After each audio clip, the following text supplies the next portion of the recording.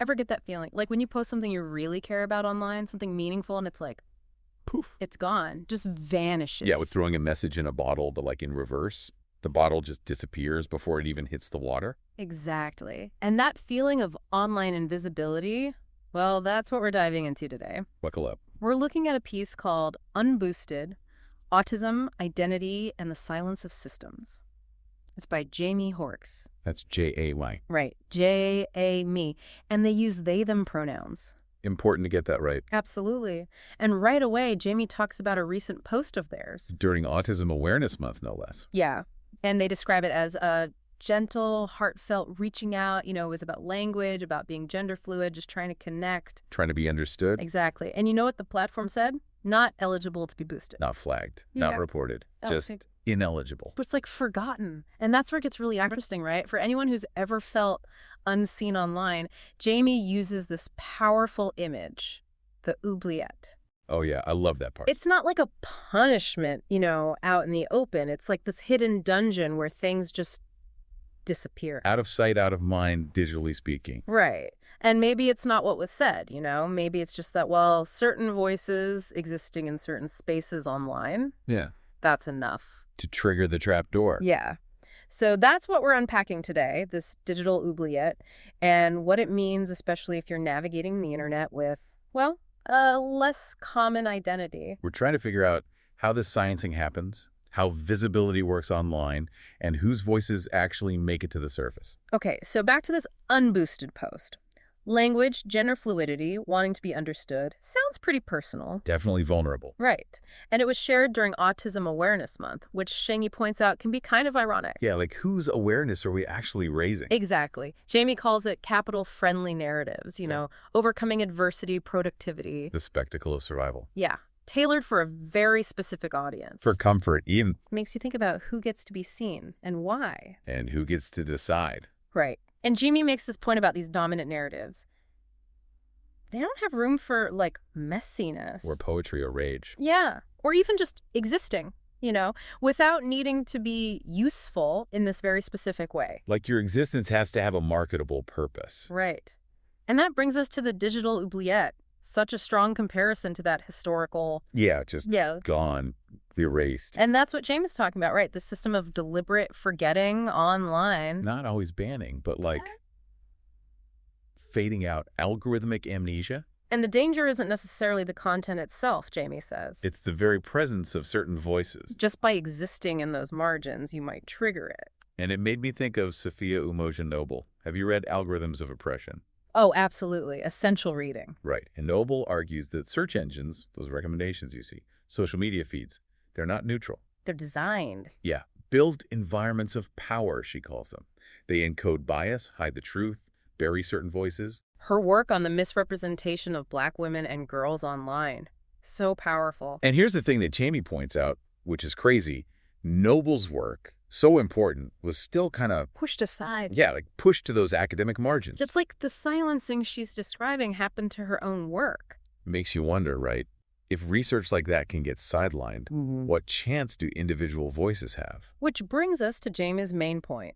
The suppression of intersectional voices. Trans, queer, autistic, neurodivergent folks. Facing even more barriers. Why do you think that is? Well, James suggests that their existence, their language, it doesn't fit this market logic online. Like it's not easily digestible. Right. It's nuanced, it's complex, it's real.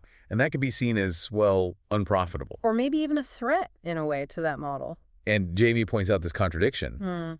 They're told to speak in a certain way to be understood, but then... Punished for it. Exactly. Punished for being fluent. For naming the systems that are marginalizing them.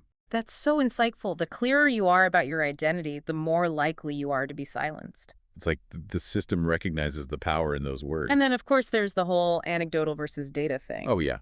Dismissing personal stories. Like, they don't matter. Right. Data in this context is often just numbers, you know, easy to track, analyze. But it misses the nuance, the complexity of actual lived experience. Exactly. And it goes back to whose knowledge is valued, whose gets amplified. So powerful when Jamie says, they will use my words to erase me. What do you think they mean by that?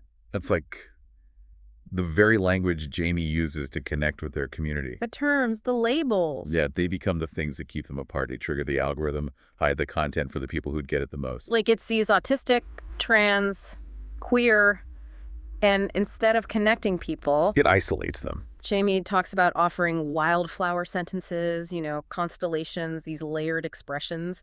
And all the algorithm wants is a plastic bouquet. Yeah, or a single star, dimmed by design. Gotta love that. And there's this pressure, right, to perform improvement, to overcome. Like if you're too authentic, you're not worthy of being seen. Right. You have to fit into the mold, not be yourself. So this brings us to Varensland. What a beautiful word. What is that? It's James' country of being. It's outside the algorithm. A safe space. Yeah, where they're accepted, understood. No need to explain. Exactly. Mm. James describes it as leakin' soft, crow-known, where language is like weather. And it's a path of stones leading not to understanding, but companionship. I love that. It's about being, not defining yourself. And writing, even if it gets lost in the oubliette, is a way of bringing pieces of Varensland back, right? Yeah, folded in poems, smuggled in syntax. It's proof of existence. Even if no one sees it. It's an act of defiance, in a way. Then there's the silence between us. Yeah. What hit you the hardest there? It's that ache, knowing that expressing yourself honestly could lead to disappearing. But also that longing for connection without the performance. Without the translation. Jamie talks about someone hearing the pattern beneath your words and just getting it, knowing that place. But the algorithm, it separates us. Yes. Right, it makes these individual experiences feel like static. You could feel so alone thinking you're the only one. When really there are others out there just as silenced. And Jamie contrasts that with Varensland, where recognition happens through metaphor and this rhythm of truth. A deeper connection. Then there's that fear, right? That the better you articulate your experience, the more likely you are to be seen as. Not needing supporting them. If you can explain it well, you must be fine. It discourages honesty. And ultimately, Jamie writes for survival, for communion, for rebellion. To reach the others in those forgotten languages. And toward the end, Jamie mentions something they saw, something that solidified this feeling that the algorithm... Doesn't care about truth. Right. It's profitable to flood everything with this fake AI-generated content. Synthetic inspiration. Volume over meaning. And for someone like Jamie, who writes in bursts, constellations, echoes... It's impossible to compete. It was never about competing, though. Their piece was about witnessing, resisting, reaching out. So finding content like that, engaging with it... Yeah. It's a choice. It's an act of defiance against the oubliette. We have to dig for those voices. Jamie calls their work memory work, soul work, survival. And there's this powerful call to the listener. Carry them forward. Share their words, remember them. Don't let them be forgotten. It's a reminder that human connection still matters, even in this algorithmic world. So as we wrap up this deep dive, a few things stand out.